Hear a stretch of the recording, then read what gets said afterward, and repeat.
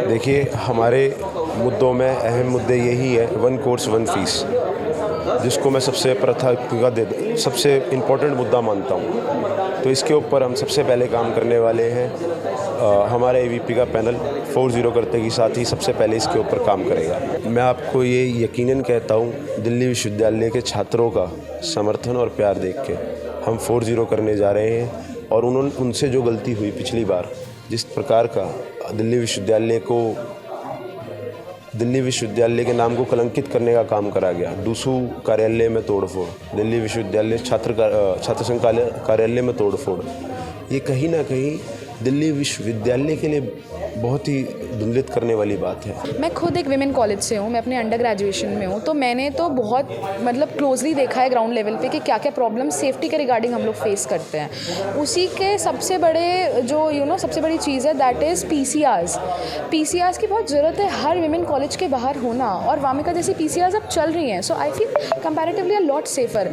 27 सितंबर को डूसू के चुनाव होने हैं। ऐसे में सभी छात्र वर्ग ने तैयारी जोर शोर से शुरू कर दी, अपने उम्मीदवार भी उतार दिए हैं। इस वक्त मेरे साथ मुद्दे पर ज़्यादा बातचीत करने के लिए एवीपी के कैंडिडेट हैं उम्मीदवार ऋषभ चौधरी। सर, सबसे पहले तो आज जो घोषणा पत्र किया उसमें कौन कौन से अहम मुद्दे रखे गए हैं? देखिए, हमारे मुद्दों में अहम मुद्दे यही है, वन कोर्स वन फीस, जिसको मैं सबसे इम्पोर्टेंट मुद्दा मानता हूँ। तो इसके ऊपर हम सबसे पहले काम करने वाले हैं। हमारा एवीपी का पैनल 4-0 करते के साथ ही सबसे पहले इसके ऊपर काम करेगा। सर, आज एनएसयूआई ने भी अपना घोषणा पत्र जारी किया है। पिछली बार आप लोगों ने कहा था कि मेट्रो में फ्री सेवा करेंगे, पास अलाउ करेंगे, लेकिन वो पूरा काम नहीं हो पाया। ऐसे में एनएसयूआई ने आज आप लोगों पर हमला किया है। देखिए, हम कुछ मुद्दे ऐसे होते हैं जिन्हें समय लगता है पूर्ण होने में, चीज़ों को समय लगता है। हम उनके ऊपर अग्रसर होकर लगे हुए हैं और हम अपनी पूरी मेहनत और पूरी ताकत से उसके ऊपर काम करेंगे। दिल्ली सरकार चीज़ें नहीं हो पा रही हैं, कोऑर्डिनेशन नहीं हो पा रहा है, वो नहीं कर पा रहे हैं इस तरीके से। हमने एलजी साहब के पास गए थे, ज्ञापन सौंपा था, उनसे अनुरोध करा था कि आप इसके ऊपर ध्यान दें, पर उनका इतना रवैया ऐसा है कि चीज़ें नहीं हो पा रही हैं। पर ये आपको मैं विश्वास दिलाता हूँ, दिल्ली विश्वविद्यालय के छात्रों को विश्वास दिलाता हूँ, इस मुद्दे को हम जल्द से जल्द पूरा करेंगे।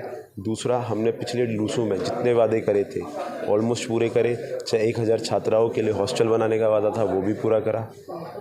यू बस का वादा था, वो भी पूरा करा। और स्टूडेंट कॉम्प्लेक्स का था, वो भी पूरा करा। और ऐसे अनेकों मुद्दे थे हमारे पिछली बार मैनिफेस्टो में, स्टूडेंट फेस्टो में, जो हमने पूर्ण करे। सर, पिछली बार 3 सीटों पर आप लोगों ने कब्जा करा था, इस बार कितनी सीटें लगेंगी? मैं आपको ये यकीनन कहता हूँ, दिल्ली विश्वविद्यालय के छात्रों का समर्थन और प्यार देख के हम 4-0 करने जा रहे हैं। और उनसे जो गलती हुई पिछली बार, जिस प्रकार का दिल्ली विश्वविद्यालय के नाम को कलंकित करने का काम करा गया, डूसू कार्यालय में तोड़फोड़, दिल्ली विश्वविद्यालय छात्र संघ कार्यालय में तोड़फोड़, ये कहीं ना कहीं दिल्ली विश्वविद्यालय के लिए बहुत ही धुंधलित करने वाली बात है। सर, पेपर लीक का मुद्दा बहुत ज़्यादा चल रहा है देश भर में, तो आप लोगों की क्या तैयारी है इसको लेकर, कैसे हल? देखिए, पेपर लीक के ऊपर मैं आपसे यही कहना चाहूँगा कि इन चीज़ों को रोका जाएगा। ये बहुत गलत है। और छात्र एक पूरे साल मेहनत करता है, तैयारी करता है। पिछली बार भी नेट का एग्ज़ाम कैंसिल हुआ, जब भी अखिल भारतीय विद्यार्थी परिषद ने पूर्ण एनटी के बाहर पूरी ताकत के साथ अपना विरोध प्रदर्शन करा था, अपनी आपत्ति जताई थी। तो हम इसको सरासर पूरी तरीके से रोकने का काम करेंगे। एनएसयूआई के जो आज 18 पॉइंट थे जिसमें घोषणा पत्र जारी किया, उसमें एक लिखा हुआ था कि विभाजनकारी सोच से हटाना है उनको।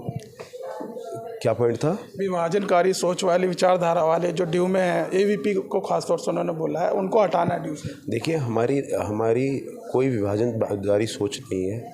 अगर ये गलत है कि राष्ट्रीय सबसे ऊपर है, तो इसमें वो लोगों की सोच गलत है, हमारी सोच गलत नहीं है। हम देश से प्यार करते हैं, हमारे लिए राष्ट्रीय ऊपर है हमारा, ये हमारा क्लियर कॉन्सेप्ट है।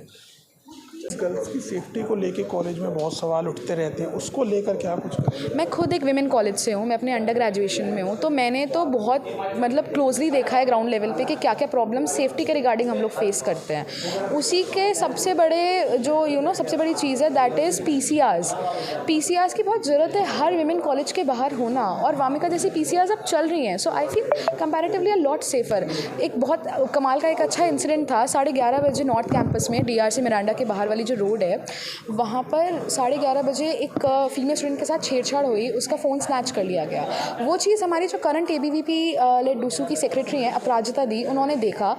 उसी टाइम 12 बजे रात को she called the entire Delhi state की एबीवीपी कार्यकर्ता। 3.5 घंटे रात को हमने प्रोटेस्ट करी, 3 घंटे के अंदर अंदर पूरी स्ट्रीट लाइट्स इंस्टॉल कराई।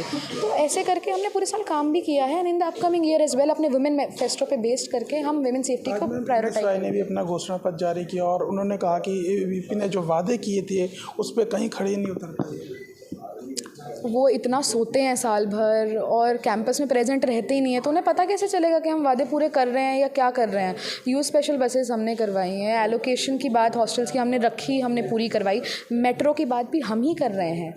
They never said anything about it, they never did anything about it. हम हर साल वादा इसलिए कर रहे हैं क्योंकि हम हर साल संघर्ष भी करेंगे, हम हर साल वो डिमांड उठाएंगे भी। तो जो लोग प्रेजेंट ही नहीं होते, जो आते ही तोड़ाफोड़ी करने हैं कैंपस में, डूसू ऑफिस में, जो आते ही जो उनको वोट्स मिले हैं उसका अपमान करने डूसू ऑफिस में, उन लोगों को क्या पता चलेगा हम क्या कर रहे हैं और क्या नहीं कर रहे हैं। एबीवीपी इस बार जीती है तो लग रहा है कि बस सेवा और मेट्रो का कार्ड जो है मिल पाएगा।